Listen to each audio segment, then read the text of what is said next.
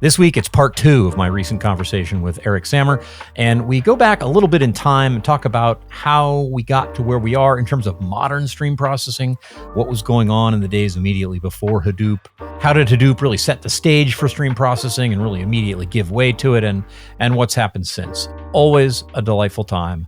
Let's listen in to part 2 of Eric Sammer.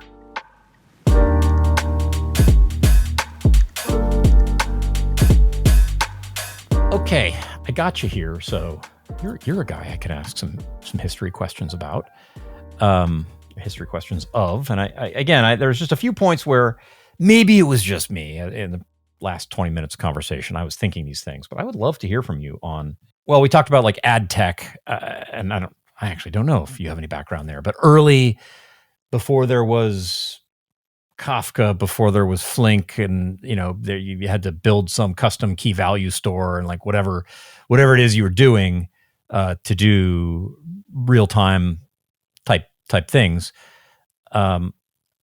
What's the story as you were involved in it of going from there through Hadoop to Flink and the parts? I just love to. It's sort of almost a part 2 here, but yeah, tell us your story. Me personally, and like how I made that, or how you think like the industry went through that? Yeah, yes, the industry with special emphasis on the parts where you hit it. Yeah, I mean, I think that just a tiny bit of context. So I had joined Cloudera, and I had gotten involved in the Hadoop ecosystem at an ad tech company. So I spent a bunch of time in the ad tech space. And I joined Cloudera mid 2010 or something like that. So it's like, oh my God, it's like 14 years ago. It's a long time ago, 13 and a half years ago. And so I was pretty involved in the Hadoop ecosystem for a while. And at the time, I think that again, you sort of have to remember that this is pre-Parquet. This is pre-Avro. This is pre-Iceberg and Hootie and Delta Lake. This is the Wayback Machine. Like we rode T-Rexes to the office every morning, back in these days. A lot of people don't know that, but we did. There was no Pinot. There was no Presto or Trino. There was none of this stuff. And it was not common that data was placed in these big data lakes. Like that just wasn't a thing. There were filers. There were like network attached storage, boxes that there were NFS mounts that had shared data sets. And S3 didn't query that stuff. I mean, you still had a data warehouse of the old school in a relational database. Right. Yeah. At the time, Teradata and Oracle ruled the roost on those things. DB2, there were a bunch of those kinds of things. Smaller data marts were SQL Server and maybe Postgres and MySQL and those kinds of things. But anyway, so Hadoop was really the first time that we were able to land all clickstream data that ever happened in one place, or every API request that ever happened in one place. And S3 was a thing back then, but the tools to query it and operate on it were not quite there, right? And so Hadoop was the first thing that could not just store it, but could also query it. And at the time, you look at it today and you're like, oh my goodness, it's so antiquated and remember Hadoop. And it's yeah, I remember Hadoop. It was not fun before that. That actually made it substantially better. It's a game changer. It was a game changer. There was always this question, just like I think there is today with data warehousing systems and data lake systems, which is how do I get my data into it? Okay. And so this question of data ingestion and data integration, as we called it back when we were riding our T-Rexes around, became a hot button thing. And there was a bunch of batch loads and all these other kinds of things. But because the source systems tended to be these online high throughput systems, and it came out of places like Yahoo and all these other places, there was a lot of clickstream data. There was a lot of log data. And so that data naturally moved in real time. And so like there were definitely batch loads into HDFS and Hadoop at the time, and then eventually things like S3. But increasingly people were looking at, well, I want to, like there's so much of it. I have no place to like really accumulate it. Like I don't want to like batch up an hour's worth of all my log files and then load it because it's just too big. The only place that has enough disk for that is the actual target system. Right. My, at that time, HDFS cluster at the time. And so like the very natural thing to do is to go like, cool, what if we actually just streamed it into that target system? And like, again, don't get me wrong, we didn't invent streaming when Hadoop came around, right? But like it was this natural pairing to like think about it in those terms and to load on a continuous basis. Because like forget batch and streaming. What we're actually talking about here is continuous data processing. Okay. Right? There you go.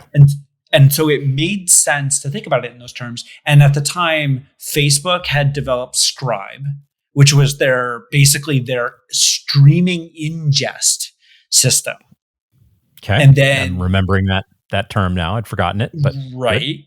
Yep. And then there were subsequent systems that came after that, some of which I don't remember which ones were public and which ones aren't public, so I won't share names and stuff like that. But there were other systems that people like Facebook, including Facebook, had developed, after that. At the time, I was at Cloudera. We were developing Flume, what is now Apache Flume. There were a bunch of people at Cloudera that had worked on that, which was basically built to be like a spiritual successor to Scribe. And I think in parallel, Jay and June Rao and Neha and sort of the whole LinkedIn crowd, who are now Confluent folks, have been developing Kafka at LinkedIn. And so like I don't know that like that's the exact lineage, but like that was the way that I had that was the lens by which I had seen it through. And I think that it just continued to develop. And the sequence of those things is a thing that we could, a historian could go look in records and nail down. Point being, what's going on in the world at that 2012, 2011 kind of time is, we actually have large amounts of things happening and we need to deal with them now. Right. And tying together a bunch of specialized data infrastructure and systems, right? It was on top of this data is so voluminous that you don't want to source it multiple times, right? So you don't want people pulling that data. You want to pull it once and then be able to serve multiple people out of that. And that's where like PubSub and like Kafka, well, not PubSub, PubSub's been around for a long time, but the idea of doing that with data versus just control messages. Like prior to that, it was like RabbitMQ and ActiveMQ and MQ series and like all of these other things that were doing this, but they were doing it for like lower volume, smaller control messages versus like your actual data. And so like, I think that all that stuff grew out of that. And then stream processing has been around forever, or for a very long time, I should say. But the connection between those two things actually just made a ton of sense. Like this development of like, now that we have all of our data coming in off a streaming system, rather than land it and like slow it down, why don't I just send it to all of these other places in parallel, including sort of like application logic? And then like when you start to think about it from that perspective, you're like, the Kappa architecture and like all these other things just like really start making a whole lot of sense. Yeah. And that's when they emerge. You mentioned this not being the beginning of stream processing. I'm reading a book right now called What Happened to Data or What Happened with Data. I'm suddenly not sure of the preposition. There'll be a link in the show notes. And it actually backs way up into the 19th century and the beginning of gathering statistics on the population of a city and the very idea of there being an average person and just the sort of the philosophical innovation of that. So super cool book. And I think worth it for people in our line of work to read and reflect on. But I'm at the point now where they're talking about the kinds of computers being developed in the 60s for the NSA to deal with streaming data. They've got signals intelligence is now able to do much more, gather much more than anybody can analyze right now. And if you could store it all, you wouldn't be able to process it in the future. So, this as lots of ways to skin the cat, but is another kind of place you could look at as the birth of streaming data, and it's in super classified secret things in 3-letter agencies.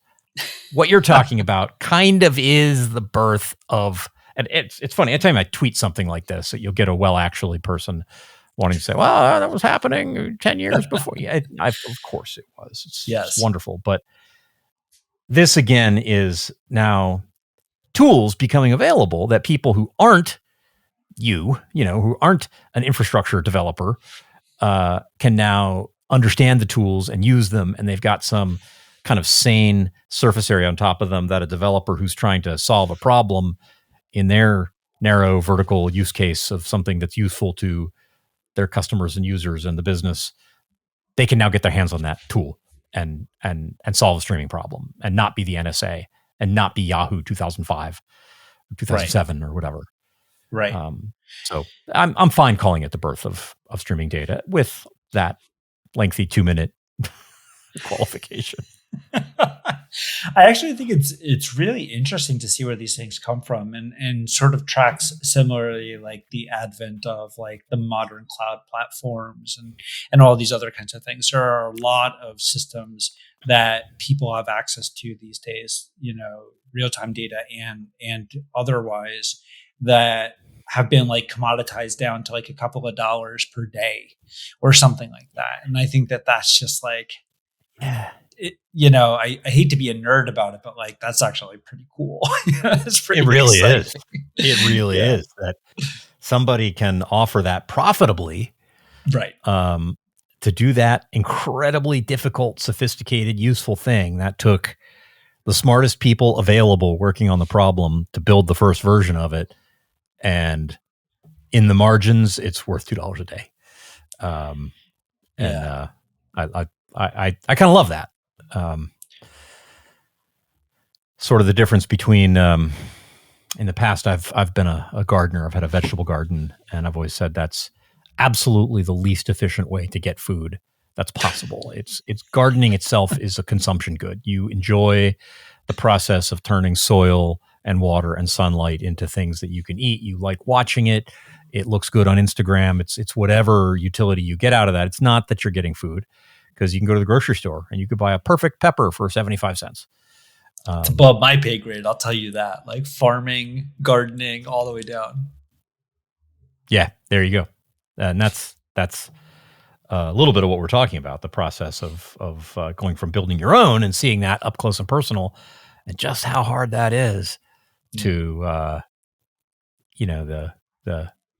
the output of Safeway and the supply chains behind that. A question about the future then, and we can even wrap with this. Where is this going? It seems that, solving hard problems and then those problems become commoditized and we find new hard problems to solve. Where is stream processing and real time pointed? And this could be whatever time horizon you want, however you want to take that question. Where are we going? I think we're actually right on the cusp of this right now. We see it happening. Most people, when they draw their data platform, I think that streaming is the way that we connect to different systems. I think we want to source the data once. I think we want to have a single system that connects A to B.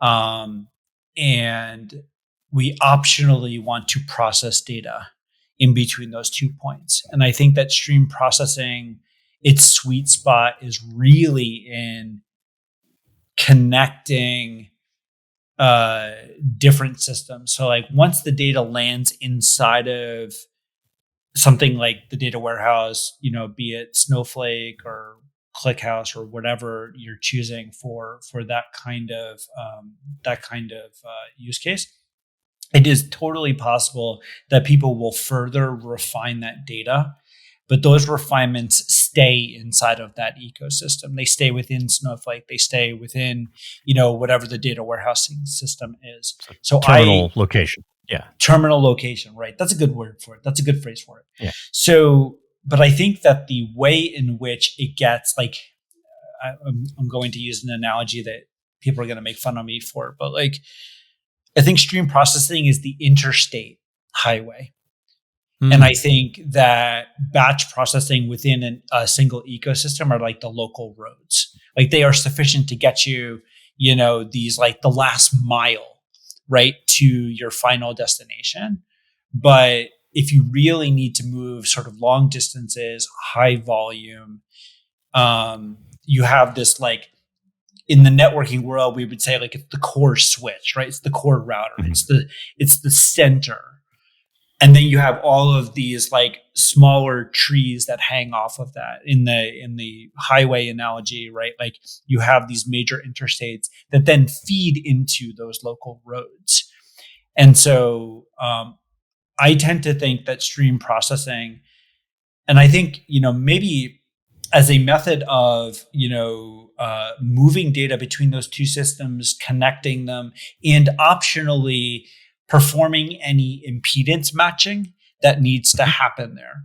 So like you take your data out of, again, like, very concretely out of Postgres into Snowflake, but I need to like change these data types and I need to enrich this table with this other table, and I need to like, and it's always, well, if this thing is this, then I enrich it like this, and if not, I have to check if that's there, and if it's not, then I still want the pie, but then not heated, and right. Yeah.